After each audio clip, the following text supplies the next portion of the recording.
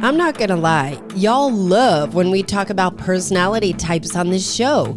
You lost your damn minds last year when we talked about Enneagram on here, and I can't believe I must have been sleeping under a rock, but I've had multiple people from different sources urgently tell me I needed to dig into human design.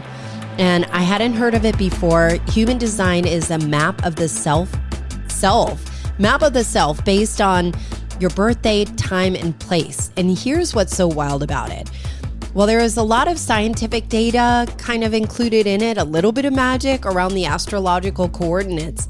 The accuracy is remarkable.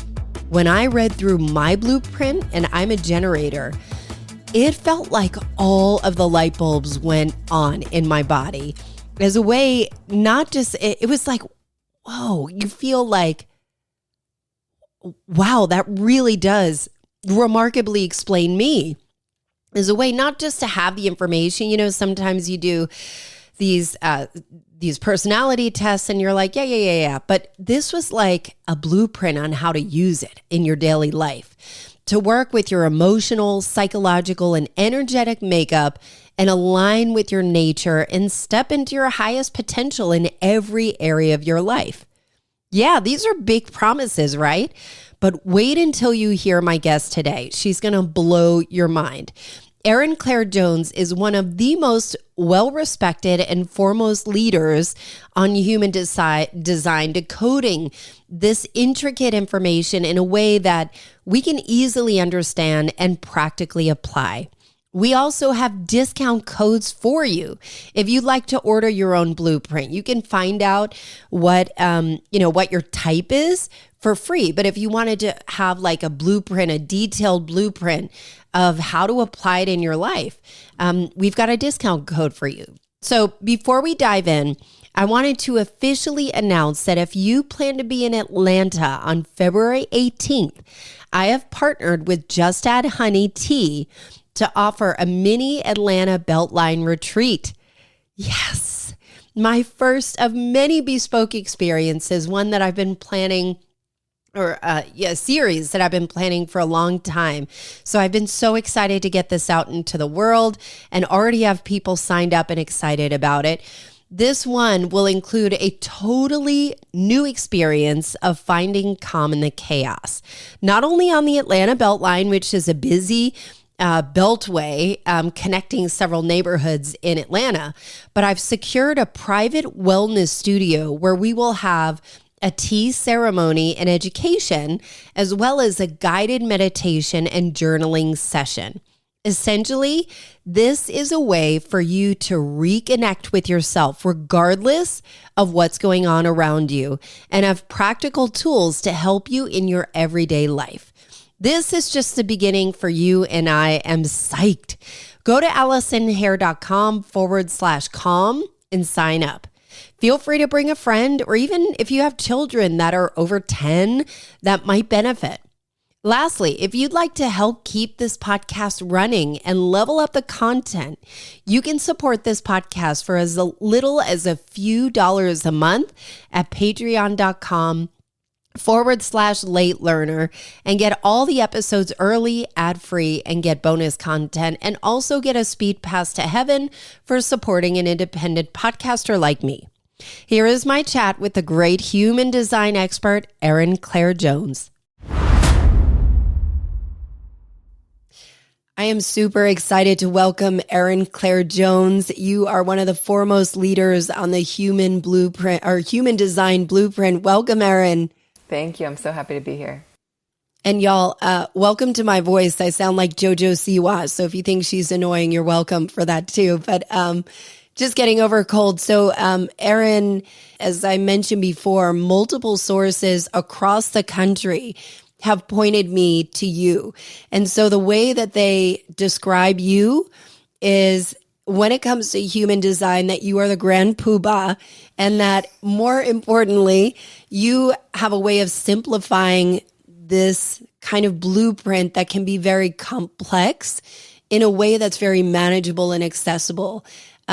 Thank you for being here. Can you help us understand? Human design is very new to me. I imagine it'll be very new to people as well. Can you explain what it is? Of course, and thank you for saying that. So human design is a system based on your time, date, and place of birth that reveals your energetic blueprint. And what I mean by that is how you are wired to thrive in your relationships, in your parenting, in your work, in your leadership. And it basically gives us each an individualized roadmap to how we operate best. And I think so often we are trying to emulate those around us, but often we just realize that we do it differently. And so human design is such a beautiful tool to really kind of reconnect to what works uniquely for us and to give us full permission to step into it. So I know that you had discovered this how long ago? 2015. 2015. And at that time, human design was pretty fringe, right? Oh my God. People didn't know what it was. Yes. No one I knew what it was. And it was only How did you come across it? Oh, it was totally serendipitous and weird. I had never heard of the system, and I don't think I ever could have anticipated this as my path. I was living in New York City, and I was at a friend's gathering and basically sat next to a stranger, and he asked if he could give me a human design reading.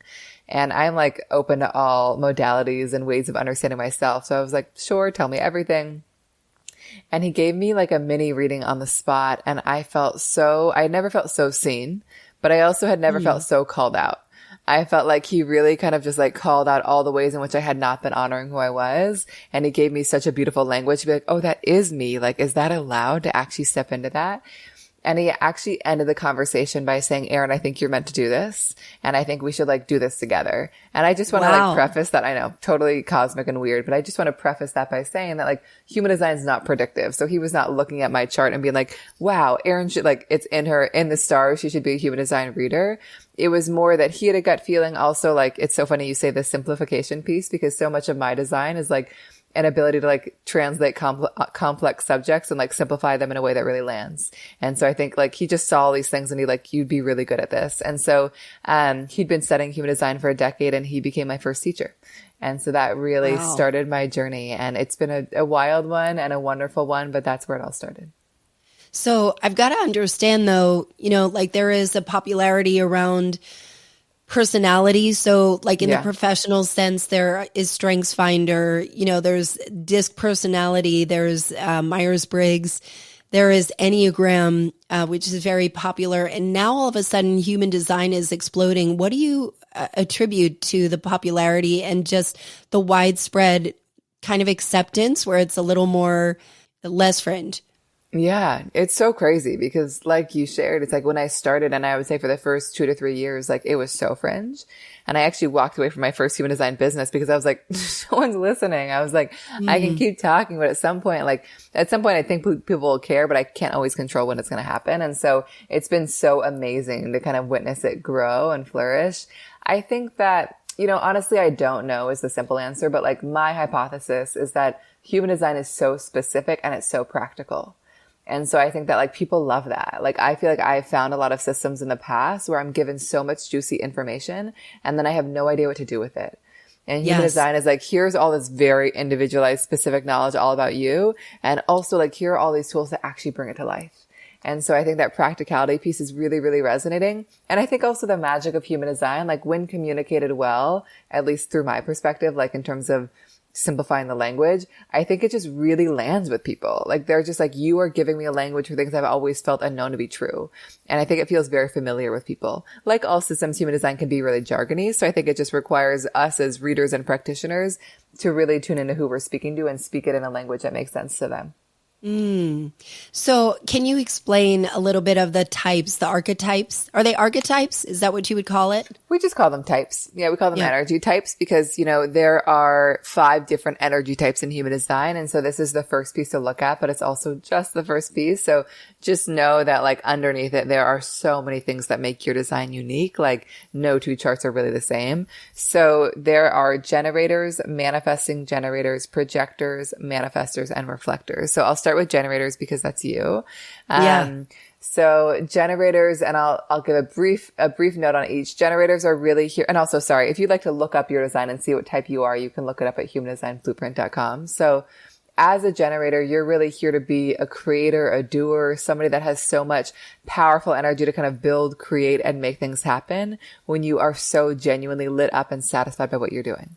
And so much of the job of a generator is to really prioritize your satisfaction and see that not as a selfish choice, but actually as a thing that like uplifts everyone around you. Because like when you're lit up, like it will light up your partner and your kids and your listeners. And like, it's just so magnetic. And I think where generators can get really taken off track is just overextending themselves, overcommitting, doing things just because they think they should, and not really kind of treating their own joy as a compass. And then I would say, another key piece of your design as a generator is that you're meant to be quite magnetic. So you're not really meant to chase after opportunities. Honestly, the right things are just meant to show up in your world, and your job is to just pay attention to what shows up and what lights up your gut. And once your gut lights up in response, then you go make that thing happen. But you're meant to be gut driven, not mind driven. I got to pause there. How in the hell do I sit around and wait? I'm a doer. I know. You know what I mean? I know. Like, it's not easy. I'm so interested in that. How do I do it? Totally. Well, wait is sometimes a challenging word because it's not totally waiting. Like you're basically like paying attention and like waiting for the right moment to respond to something. And so you're not here to like sit around and do nothing. Like you're really here to be busy doing the things you love because that makes you so magnetic. And you're just like keeping your eyes open, and you're not pursuing a new thing until a thing shows up and lights you up. So definitely don't sit around and do nothing. I would say like keep doing the things that bring you joy, all the things that feel the most satisfying, and just like see what shows up in your world that excites you. Because the key for you is to like not sit at home and be like, what is the next thing I'm going to create, and just like get super in your head about it. It's more like, let me just do the things that light me up, and like a thing is going to show up and excite me, and I'm going to follow that. And so I'm going to like let that kind of guide my energy rather than what I think I should do. And like you're always responding. Go ahead. Yeah, I have to say that listening to there's an app called My Human Design. So I was kind of listening to, the little snippets that they have for each one of them. And I was thinking about the push-pull of like doing and waiting and responding. And you did a great job, in previous interviews that you've done of simplifying what that looks like to be responsive. Yeah. And the word permission kept coming up for me of just, giving yourself permission to feel joy and to trust. So like permission and trust kept coming back up. And I wonder, does that play a part of this type, or even in general for all types? I think for all types in their own way, but I think so much of the journey of generators is trusting that things will show up. Because often if there's like a fear that things won't show up, it's like, I've got to go chase. But often there's a lot more resistance that you encounter when you pursue things that way. Whereas when you're like, I trust that things will come, and I'm just going to like stay busy doing things I love, like you'll likely find so much more flow in bringing things to life. But it's scary because it's often opposite of what you've done for most people, even though they've like discovered that that's a way that works best. But I think like you said, like, the responsiveness of a generator, like you're always responding to like the podcast you're listening to like the guests that you're talking to what you're seeing on the street. And so like your job is just to pay attention and like see what your body is naturally responding to, because like what your gut is pulling you towards is always where you should go. And so the work for you is to just like get, attuned enough to hear it, and then just be in trust of it when it comes. I think there is a beauty in that magic. It does feel like magic of just kind of how it goes. So let's keep moving on. So there's generator, there's manifesting generator. Yes. So manifesting generators are very similar to generators. Often people group these two types together. I would say some distinctions, and you might observe this in your kids, I'm not sure, is that they tend to be quite multi-passionate. So they often like having their energy in many things at once. They're kind of here to try on things and let go of things. And they're not really here to just like stick to one path and like just be like, I'm in this for life. Like they're really here to keep pivoting and reinventing themselves and shifting their energy when they're inspired. One of their gifts is efficiency. They can make things happen very quickly, and they might skip some steps along the way. And so it's good to be surrounded by people that help them with that step-by-step process. But similar to generators, they are here to be doers, really here to follow their excitement, can be like pulled into things that they don't enjoy because they have so much capacity. So really kind of treating their own satisfaction as important. And similar to generators, they're here to let things come to them and wait for things to spark a gut response in them before they go after it. Do you observe that at all in your kids? Yeah, I think so. Now I understand what is the most, is there one type that's the most common? Is it manifesting generator? It's generators and manifesting generators in combination. Ah, interesting. Yeah. Huh. Yeah. Okay, you want me to keep moving? Yeah, let's keep going. Cool. So then we've got projectors, and projectors are really here to be leaders, guides, advisors, teachers, not here to do all the doing. Their energy very naturally ebbs and flows. And so it's really important to kind of create space for rest and spaciousness in their days. And their work is to realize that their gift is not in how hard they work or how much they do. It's really in their perspective and how they see. They often make very natural coaches, therapists, podcast hosts, love systems like human design. And their strategy in life is really about waiting to be invited in. They often see so much because they're so attuned and so sensitive, but it's important to kind of not force their insights or guidance on people that are not ready for it. And so waiting to kind of see who invites them and recognizes them before they share. And I will just say, like, for entrepreneurs, or if you are pursuing a career as a projector, it's important to make yourself visible. Like, let people know that you exist, share on Instagram, go on podcasts, share with newsletters, share with your community. It's just not about kind of pushing your insights on one person in particular. It's so interesting to have these types, because when you layer it with things like love languages, Enneagram, those kind of things, it's a really complex kind of prescription for how to respond, how to act. And so understanding that, whether it's the self-awareness or whatever, is really interesting. Yeah. And I also think that, like, human design, there are so many pieces as there are with Enneagram and StrengthsFinder and all the things. So, like, I think that what's important if you're experimenting with human design is that, like, this is meant to be a thing that is experimented with and embodied, not memorized.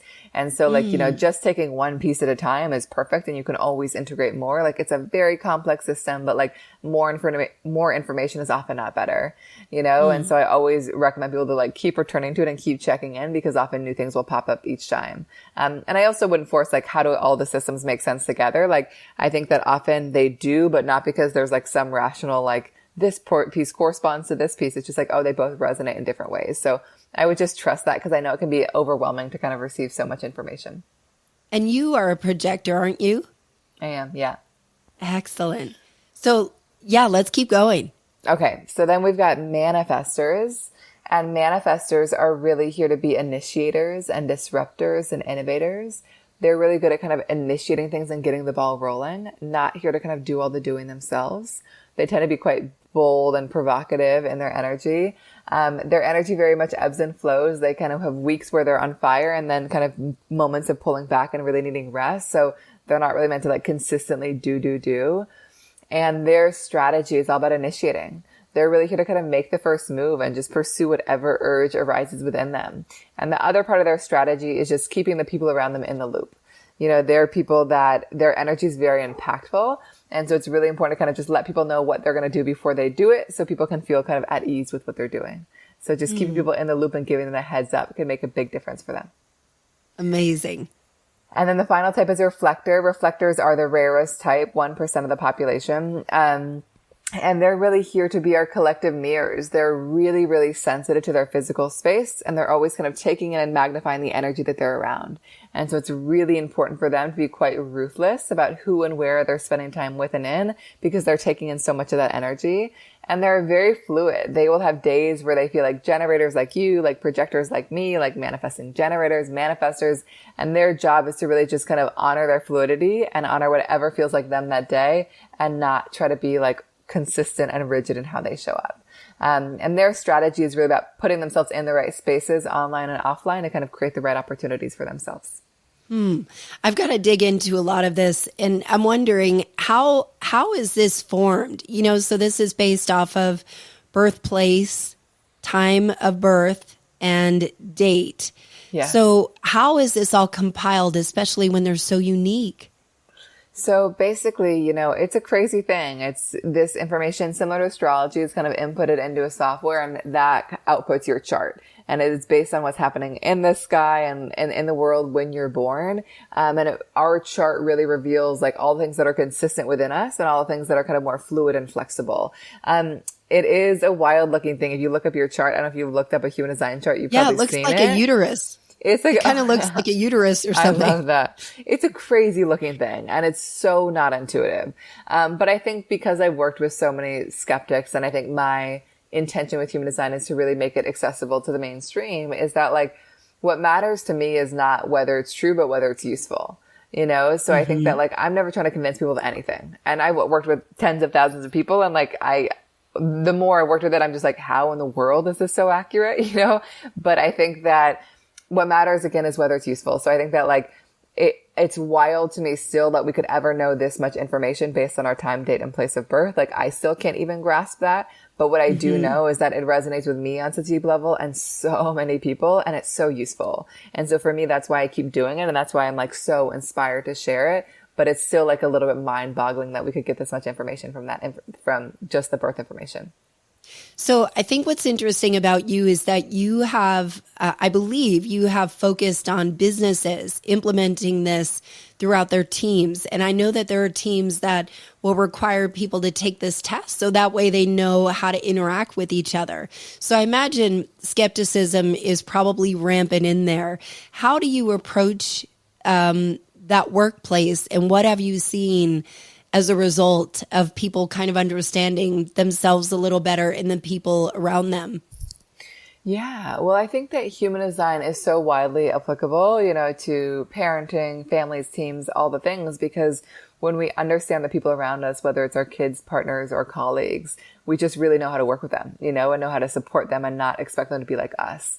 And so I think that how it can be so impactful in teams, and that's what drew me to human design, is working with teams, is that often we can get frustrated because we're like, why aren't they doing it like me? You know, or why are they doing it this way? And human design gives us such a map of like, this person is going to like need to be communicated to in this way, will make decisions in this way, might like this kind of collaboration. And so it gives us such practical tools to really pull out the gifts of each person and to kind of understand what the gaps are within a team. So it's so profound because it kind of really helps resolve a lot of interpersonal challenges so the team can like kind of achieve a new level of efficacy in general. I think my experience working with teams is that there is a lot of skepticism, less than I thought. Often because if you tell somebody that like, I have a system that will give you some information about yourself, they're often like, okay, just tell me, you know, like they want to know. We're curious to learn about ourselves. So people often want to know, but I think that like, for me, it's all been about how I present it. If I'm like, this is, you must do it this way, and this is the truth about you, I think it would be very alienating. But I think I often come in and I say human design gives us a beautiful language to kind of think about how we each individually operate and how we can best operate together. So I'm going to introduce some concepts today, like take it or leave it. If it feels useful, amazing. If it doesn't, let it go. And so I think when you really kind of put the agency totally on them to just like take it or leave it, I think they're often more open to it. And honestly, my experience with teams, and I've shared this before, is that I've sat with so many people that are like, Erin, like, I don't want to believe this. I think that like all this stuff is way too woo-woo for me. But once they hear the information, they're like, that resonates so deeply. So like, please tell me everything about like my kids and my team and like, and my boss. Yes. And they just want to know because they're like, this is weird and I don't want to believe it, but like, how in the world do you know this? So like, keep talking. So I think it's just about all how it's presented. And I think that again, what I say is like, what matters to me is whether it's useful, not whether it's true. So you get to choose how true it is for you. And I think that people often are pretty amazed by the specificity and they just can immediately sense how useful it can be. It is so specific. And, you know, one of the things I've been thinking about culturally is, you know, over just time, you know, eras that we have that people, you know, we're coming out of hustle culture, right? And so through the pandemic, people have worked from home. They're slowly coming back to the office. And it's a whole different world now. And the culture is not having great coffee and candy and pinball machines or whatever in the common room. It is, do you feel seen? Do you feel heard? And so I personally think that this human design and that kind of thing of like being able, the interpersonal skills are so critical right now, where it isn't just you have to operate in this particular way because that's our culture, you know, where in many cases it goes against who you are. And so what I think is interesting, and I wonder about deconstructing the cultural programming and sliding into something that feels more natural. So, you know, one of the things, and I shared with you offline, before we're recording, is that I have a friend who ordered your book. And so you do these incredible detailed blueprint, but it almost is like taking that blueprint in a way of applying it. And so there's one here, your strategy. This is for a projector. Wait for the invitation, and it has putting it into practice right here. Yeah. So how do people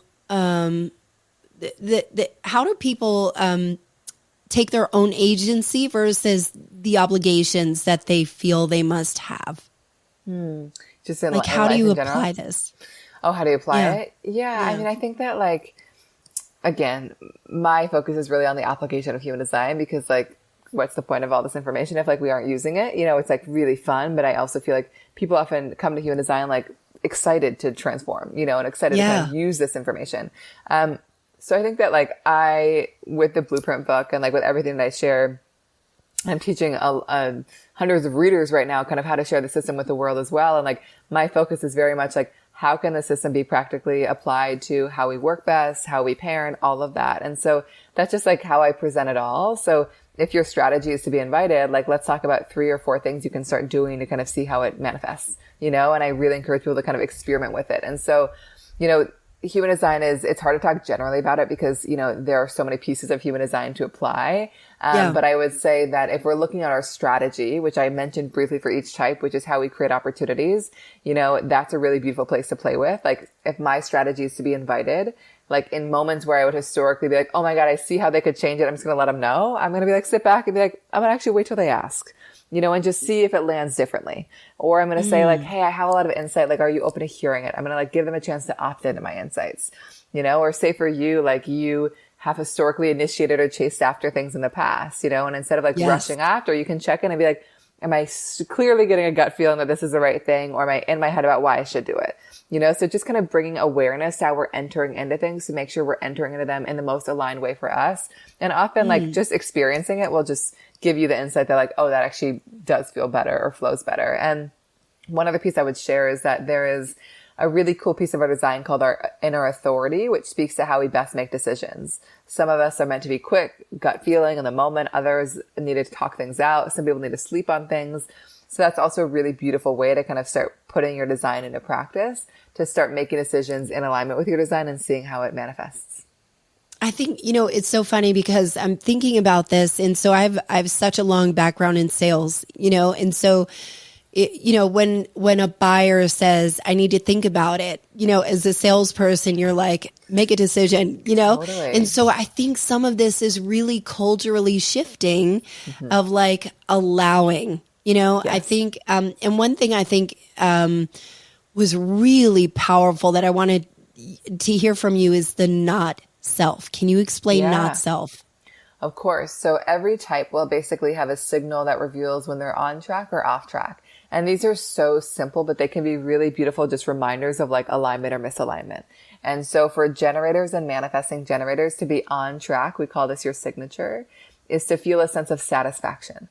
So if you're just like, oh my God, this podcast is so satisfying, or like, I'm just going to bed and I just feel so fulfilled and, like, spent in the best of ways, like, it's such a beautiful signal you're right on track. Whereas the sign of, like, misalignment and subcapacity is frustration. And frustration can, like, you know, it's going to come up in small moments inevitably. But, like, if it's pretty consistent where you're like, I'm so frustrated with this collaborator, so frustrated with this way of doing things, it often is just an invitation for you to kind of step back and ask yourself, like, is this still the right way to do it? Am I really listening to my gut on this? For projectors, it's bitterness and success. For manifestors, peace and anger. And for reflectors, surprise and disappointment. And I also want to just, you know, in terms of your comment around decision making, it's so true. Like, that you're a fast decision maker in your design, and some people need a lot more time. And so just knowing that, rather than being like, why don't they have clarity as soon as I do? So do you resonate with that kind of satisfaction, frustration spectrum? Totally. Yeah. Totally. And I think what's beautiful about this is that, you know, I talk to a lot of people, and some may be listening too, but, like, in my own circles that really struggle with having tough conversations and, you know, confrontation. And so I think what's cool about this is that it really is a communication blueprint to help you have more effective communication that is aligned with you, Totally. but in a really great way. And it's funny you say that because you have another piece of your design, and this is a deeper layer from something called centers. And this is an area of our design that reveals our biggest lessons and our biggest sensitivities. And so one of your biggest areas, do you mind if I share about your design? No, please. No. You have what we call an undefined emotional center, which is just, I know that's human design jargon, but basically what it means is that according to your design, you're very empathic and very sensitive to other people's feelings. And so if somebody's feeling a thing, you might feel that feeling very amplified within your own body, And so it's such a gift because it makes you so wise, but it also can be quite overwhelming. But one of the challenges that can arise with this piece is an avoidance of confrontation. Because you feel so much, it can be like, I'm just going to avoid confronting the thing because I don't want to deal with it and then feel all the things. And so I would say one of your biggest life lessons according to your design is cultivating strong boundaries and awareness of what's yours and what's not, and moving through the discomfort and speaking your truth even when it's hard. And even when it's going to spark a thing in somebody else, and just knowing that you're not really here to kind of sit back and keep it small and chill, and you're really here to address the thing. So it's just interesting that you mentioned the confrontation piece. I think what's interesting is the boundaries thing. So as I have notes for, preparation for our talk, I had not self boundaries. And I think, when you understand what your trigger is or what that feeling in your body is, that maybe it's time to set a boundary, or shift it.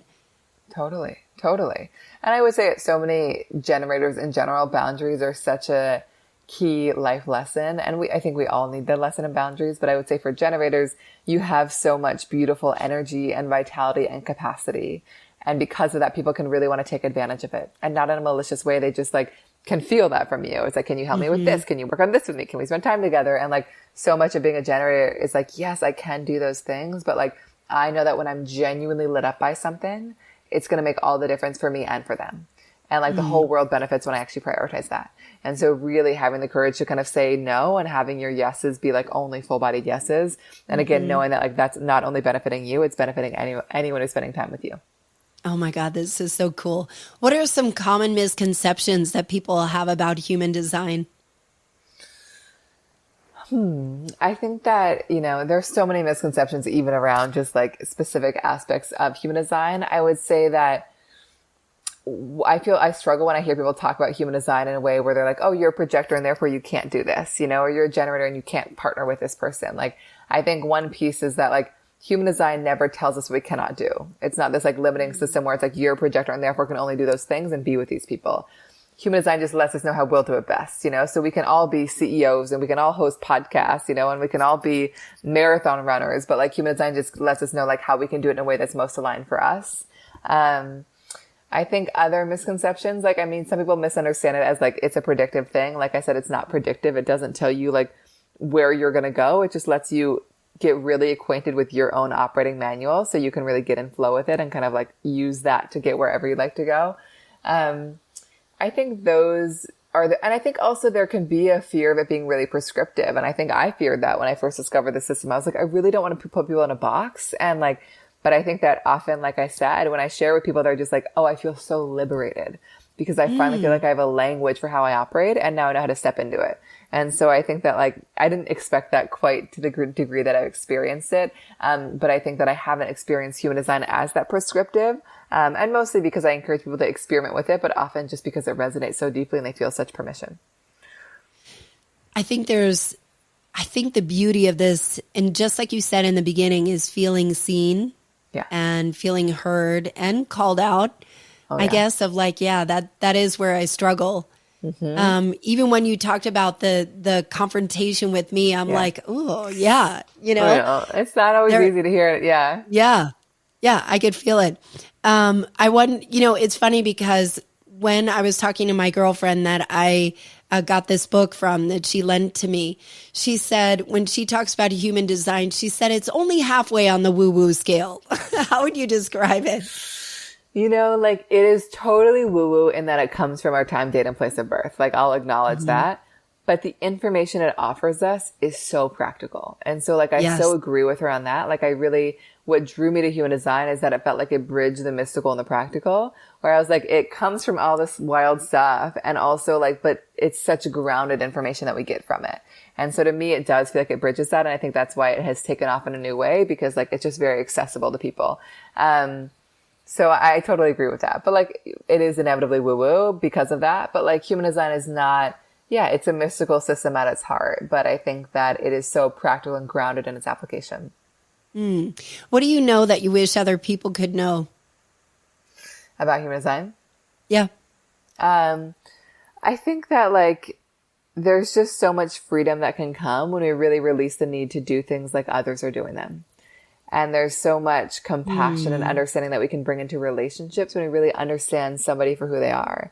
Like I've experienced this in all the ways with my, my sister and my parents and my partner, and just like I was like, oh, I just wanted them to be like me.